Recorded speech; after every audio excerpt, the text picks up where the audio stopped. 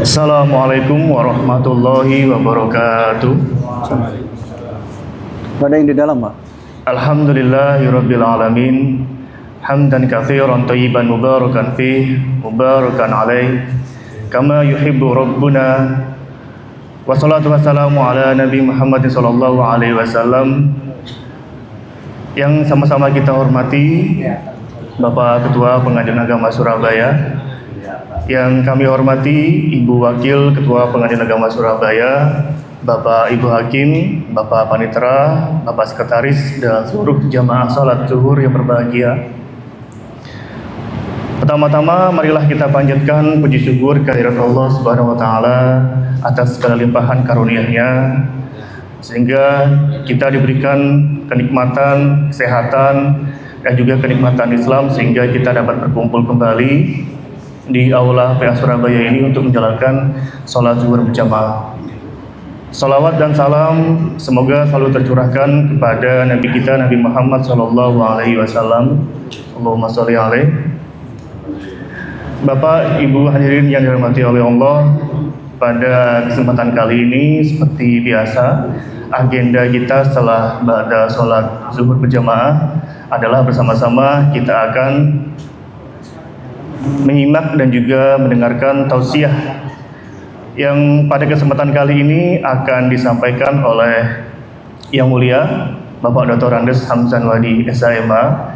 Dan untuk mempersingkat waktu kepada Bapak Hamzan Wadi SHMA, waktu dan tempat kami persilakan. Bismillahirrahmanirrahim. Assalamualaikum warahmatullahi wabarakatuh. Waalaikumsalam warahmatullahi wabarakatuh. Alhamdulillah, wassalatu wassalamu ala rasulillah wa ala alihi wa sahbihi wa mawalah, amma ba'du. Bapak Ketua dan Ibu Wakil Ketua yang saya muliakan, tadi saya tunggu-tunggu suara Ibu Wakil yang menggedor supaya cepat-cepat istirahat, nggak ada tadi. Tumben Ibu Wakilnya, biasanya semangatnya itu menular itu. Rekan-rekan hakim, Bapak dan Ibu seluruhnya yang tidak bisa saya sebut satu persatu, karyawan Pengadilan Agama Surabaya yang saya cintai. Alhamdulillah wa syukurullah atas nikmat yang dianugerahkan oleh Allah kepada kita semua, sehingga kita masih dipercayakan oleh Allah untuk dapat menghirup udara sampai siang hari ini. Semoga keberkahan, rahmat, hidayah, dan ridho Allah selalu menyertai kita semua. Dan semoga puasa kita diterima oleh Allah Subhanahu wa ta'ala. Bapak Ibu yang dirahmati Allah,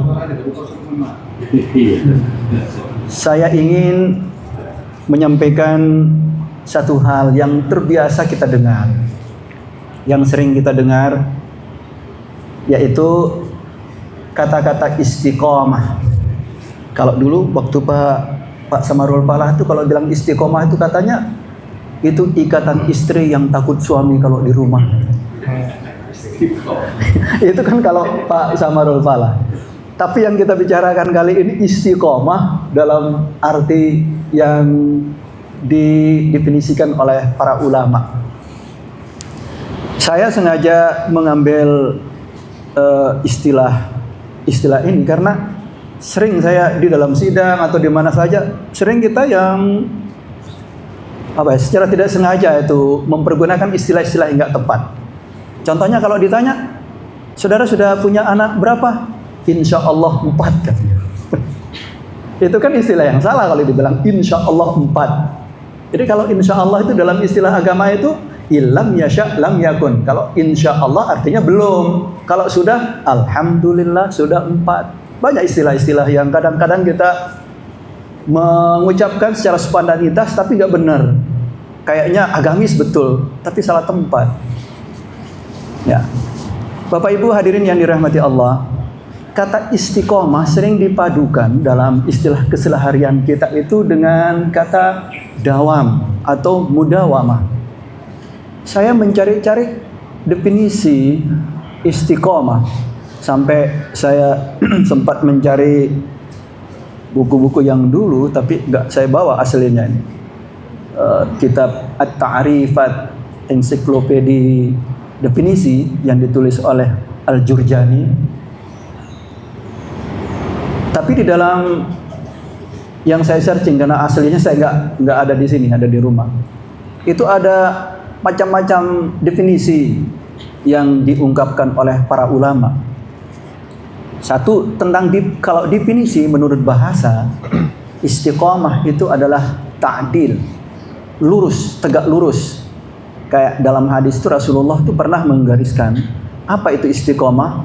Rasulullah itu membuat garis lurus, garis tegak lurus, tidak di kiri, tidak di kanan, tapi lurus.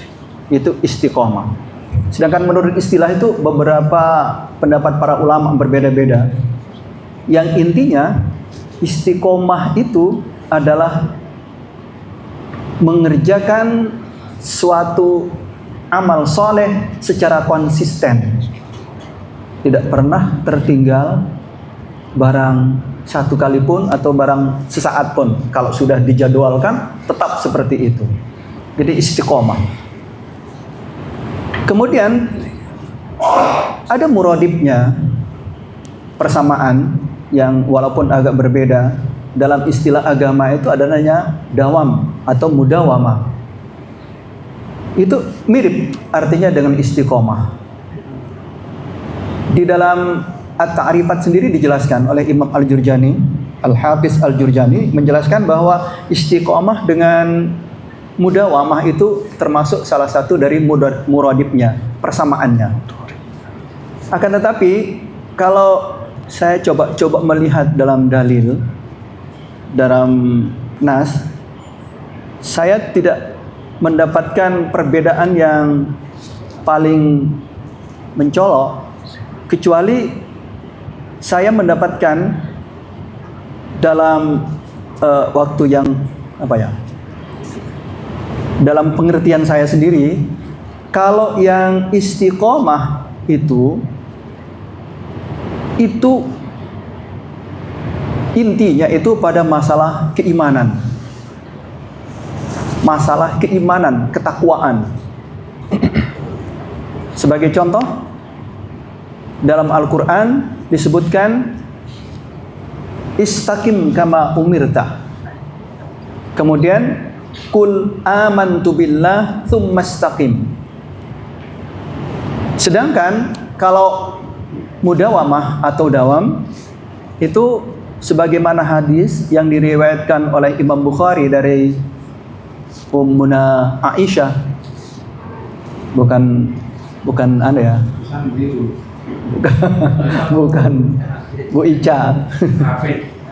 Oh ya, itu pernah bertanya ayyul amal afdal kepada Rasulullah.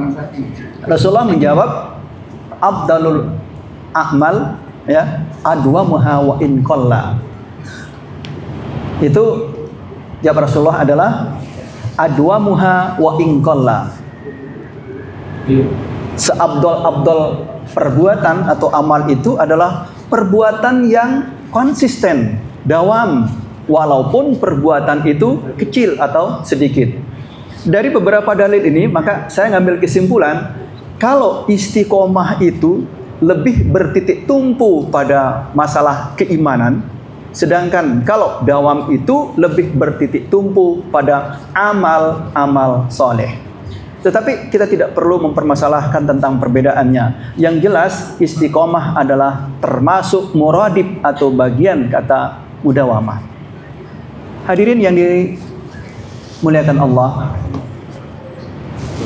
istiqomah itu adalah satu sifat atau satu perbuatan yang sangat mulia, sehingga ada qaul ulama yang mengatakan al-istiqamah khairun min alfi karamah. Bayangkan itu, kalau istiqomah itu lebih baik dari 1000 macam karamah. Kalau melihat keramatan orang, dibaca nggak tembus atau bisa berjalan di atas udara. Kalau baca-baca kitab-kitab kisah-kisah itu orang yang berjalan di atas udara seperti balok ambaur, itu kalau dia berdoa itu pasti dikabulkan oleh Allah. Al-ambaur zaman Bani Israel. Sampai-sampai dia kemudian ingin mendoakan Nabi Musa tersesat, akhirnya keistimewaan di dalam doanya itu dicabut sehingga dia sampai akhir hayatnya lidahnya keluar gitu, karena Nabi yang ingin didoakan supaya tersesat atau celaka. Jadi istiqomah itu betul-betul mempunyai keistimewaan, bahkan kata ulama tadi itu lebih hebat dari 1000 macam karamah. Hadirin yang dirahmati Allah, memang kalau kita melihat hadis yang diriwayatkan oleh Imam Bukhari tadi, afdal atau yang paling utama dari perbuatan itu walaupun sedikit, itu adalah konsistensinya. Saya dulu waktu masih di pondok itu, kan kalau di dalam kitab kebetulan ada syarahnya itu di pinggir-pinggir atau di penjelasan yang lebih jauh itu selalu ada keutamaan sesuatu gitu. Misalnya membaca ini kelebihannya begini, dan lain sebagainya. Saya pernah satu waktu mengaji, waktu itu menjelaskan tentang keutamaan kalimatut thayyibah, subhanallah walhamdulillah wala ilaha illallah wallahu akbar. Itu dibaca 100 kali selamanya tidak akan kena penyakit tulang, katanya Pak Tawi. Itu ada di dalam kitab karangannya Syekh Hasan Masyad. Kebetulan kami membaca itu dalam kitab Fadilatul Ilmi wal Ulama, kalau tidak salah judulnya begitu. Di situ dijelaskan waktu itu yang membaca hadis itu nama sahabat itu Aban.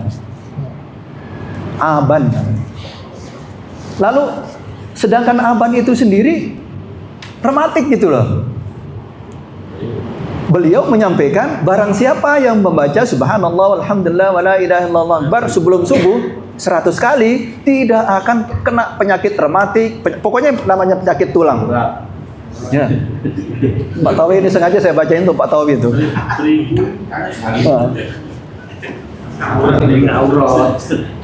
Akhirnya Aban itu dilirik oleh muridnya. Ini kaitannya dengan istiqomah tadi ya. Dilirik oleh muridnya. Lirikan matanya murid itu dilihat oleh Aban. Saya paham maksudnya. Sebabnya saya begini, kata sahabat Aban itu. Karena saya pernah 1 hari ketinggalan membaca itu. Istiqomahnya kurang. Hilang. Jadi keutamaan istiqomah seperti itu. Nah. Satu lagi yang saya dapat contohkan, di dalam hadis Rasulullah, dalam hadis Mi'raj disebutkan, sepulang dari Mi'raj, Rasulullah SAW bilang sama Bilal, Bilal sini Bilal, ta'al Bilal. Ya. Inni sami'tu dafa na'laika fil jannah. Saya kok dengar suara terompahmu di surga ya Bilal. Ono apa Bilal? Apa kira-kira yang jadi amalannya Bilal? Lalu Bilal kan menjelaskan, saya selalu setiap wudhu itu melaksanakan sholat sunat wudhu 2 rakaat. Kuncinya adalah dawam atau istiqomah. Itulah kemuliaan, makanya dikatakan tadi itu istiqomah khairun min alfi karamah.